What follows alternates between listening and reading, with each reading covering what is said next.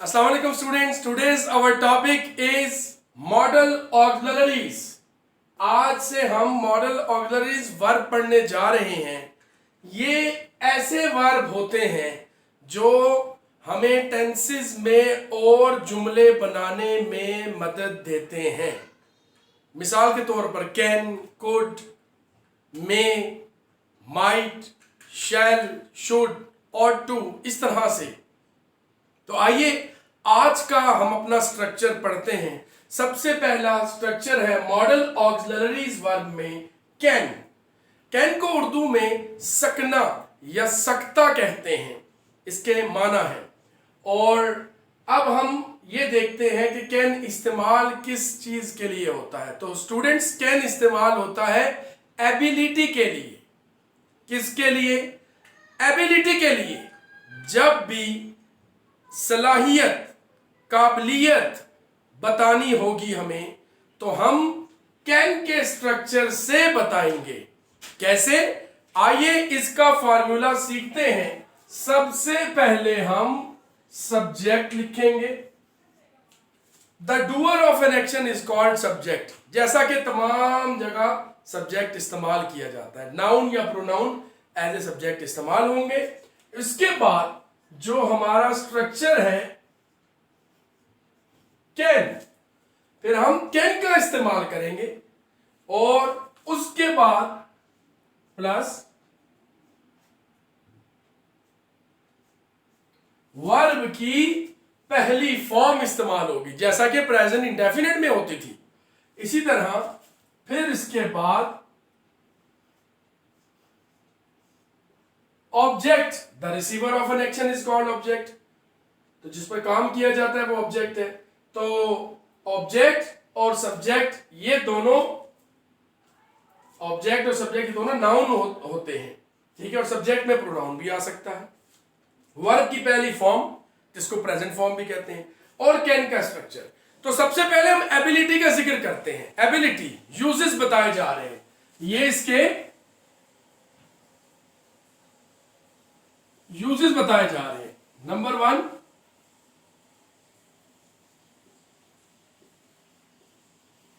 Ability के लिए इस्तेमाल किया जाता है। तो एबिलिटी मैं फर्स्ट पर्सन से बनाता हूं। I can drive car. I can drive car. मैं गाड़ी चला सकता हूं। मैं भाग सकता हूं। I can run. मैं तेज भाग सकता हूं। I can run fast. मैं इंग्लिश लिख सकता हूं। I can write English. मैं इंग्लिश बोल सकता हूं। I can speak English. मैं क्रिकेट खेल सकता हूं। I can play cricket. जब प्रेजेंट इंडेफिनिट में हम बोलते तो हम कहते थे आई प्ले क्रिकेट, मैं क्रिकेट खेलता हूं। यहां पर देखिए, वहां रिपीटेड एक्शन की बात थी और यहां एबिलिटी की कि आई कैन प्ले क्रिकेट, मैं क्रिकेट खेल सकता हूं। समझ गए बात? तो इस तरह से एबिलिटी, जो हमारी काबिलियत है, उसको हम कैन में जाहिर करते हैं। इसी तरह से कैन का इस्तेमाल परमिशन के लिए भी होता है, ऑफर के लिए भी होता है, रिक्वेस्ट के लिए भी होता है। तो आइए परमिशन को समझने के लिए हम इसका फॉर्मूला इंटेरोगेटिव में लिखेंगे। पहले कैन आ जाएगा, उसके बाद सब्जेक्ट आ जाएगा, फिर वर्ब की पहली फॉर्म आ जाएगी और फिर ऑब्जेक्ट आ जाएगा। अब परमिशन, क्या मैं जा सकता हूं? Can I go now. क्या मैं अभी जा सकता हूं? ठीक है। क्या मैं आ सकता हूं अंदर? Can I come in the class. क्या मैं क्लास में आ सकता हूं? Can I come in the class. इसी तरह जब हम ऑफर देते हैं किसी को, तो उस वक्त हम कहते हैं कैन आई हेल्प यू। बीसियों बार हम ये जुमला इस्तेमाल करते हैं, क्या मैं आपकी मदद कर सकता हूं, कैन आई हेल्प यू। और आज हमें पता चला कि कैन आई हेल्प यू जो है ये हमारा ऑफर है। कैन आई गो नाउ ये हमारे क्या है? परमिशन है। Permission, can I go now, और भी जुमले बना सकते हैं। इसी तरह ऑफर किसी को करनी हो, can I help you.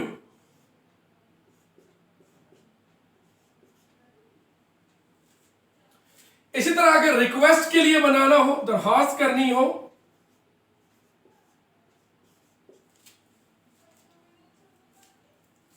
Can you subject हो गया, do me a favour, can you do me a favour.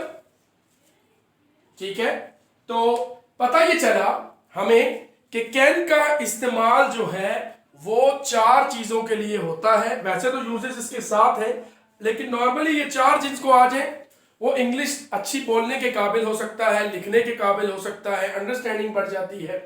तो एबिलिटी के लिए आई कैन ड्राइव कार, जो भी काम कर सकते हैं। ठीक है, he can drive car, you can drive car, we can drive car, they can drive car, she can drive car. उसके बाद जब हम परमिशन की बात करेंगे, जब इजाजत लेनी होगी, कैन आई गो नाउ, इजाजत ले रहे हैं। Can I operate your mobile, क्या मैं आपका मोबाइल इस्तेमाल कर सकता हूं। Can I use your pen, क्या मैं आपका पेन इस्तेमाल कर सकता हूं। इसी तरह से offer, can I help you, क्या मैं आपकी मदद कर सकता हूं। ठीक है, can you go with me, क्या तुम मेरे साथ जा सकते हो, ऑफर के लिए।